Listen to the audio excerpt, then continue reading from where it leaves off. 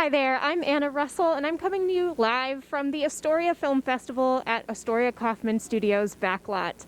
Today we're going to introduce you to some of the amazing filmmakers and actors who have brought this festival to life, and we hope to see you live on the red carpet. Pretty soon we're going to have our youth filmmakers stepping up, and we will introduce you to them and some of the films that they've created. All right, well, I'll come talk to you. Oh good, this is Nina. This is the founder of Astoria Film Festival. Thank you. Thank you for hosting. Of course, my pleasure.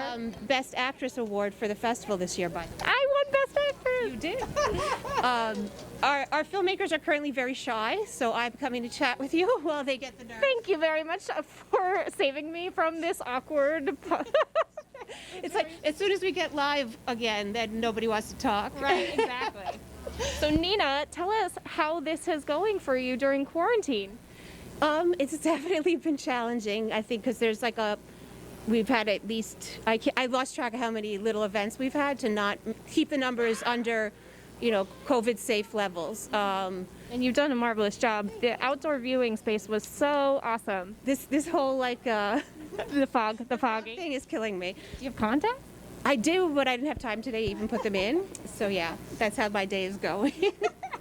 But yeah, I mean, it's been great. I think everybody who's come out has been really appreciative to be able to get out and to be able to, I mean, there's that saying, like, art saves us from reality.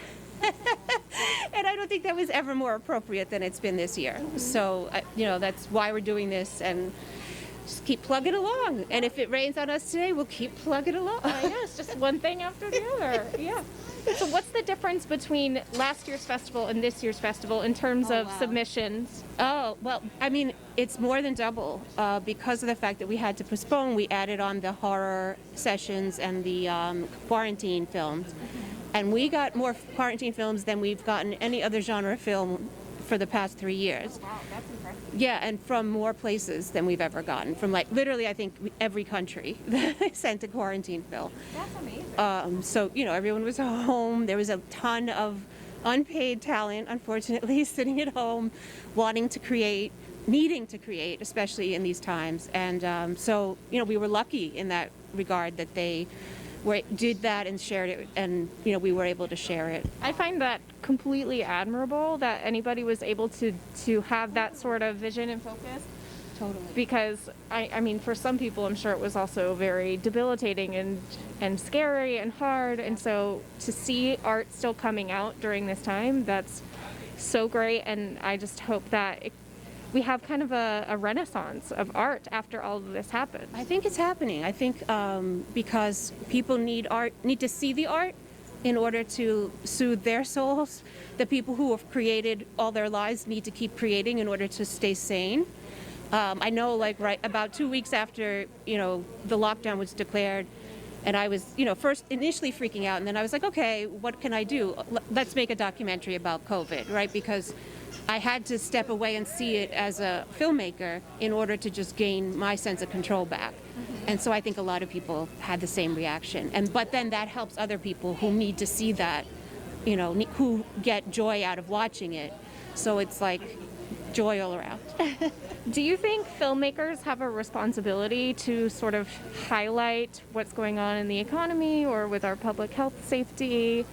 I mean, I think everyone times are so hard, and everybody, I've read a phrase that stuck with me, like, we're not all on the same boat, but we are all in the same storm, right? So maybe you're hanging onto a door in icy water, or maybe a la Leo DiCaprio, or maybe you're actually on a yacht, and the storm may make you sick, but it's not killing you. So I think my point being that wherever people are in this is fine. Like, I don't think they have a responsibility to do anything other than create and keep themselves sane as much as is possible now. Do what feels right. Totally. And then I think there's enough of us out there going through all these different situations as well who need to see ourselves portrayed. So whether it's somebody being hopeful, somebody being absolutely morbid, somebody being depressed, somebody being very reportive, it's all needed. I don't think there's I think there's room for all of it, honestly. Very well said. Agreed. Thank you. Thank you, everybody. Thank you, Nina, for hosting such an amazing festival. Will somebody save me from the platform here? And we're still experiencing